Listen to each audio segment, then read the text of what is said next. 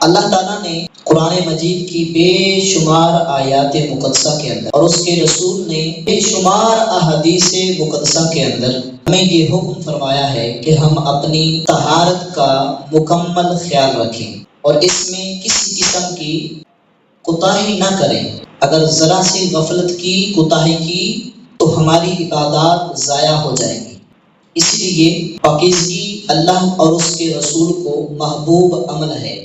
اللہ فرماتا ہے بے شک اللہ یحب التوابین، توبہ کرنے والوں، ویحب المتطہرین، اور پاکیزہ رہنے والوں کو پسند کرتا ہے۔ تو پاکیزگی اللہ کا بھی محبوب عمل ہے اور اس کے رسول کا بھی محبوب عمل ہے۔ نبی علیہ السلام نے ہماری تربیت فرمائی، حتیٰ کہ بیت الخلاء یعنی واش روم میں جانے کے جو آداب ہیں نبی علیہ السلام نے ہمیں سکھائے۔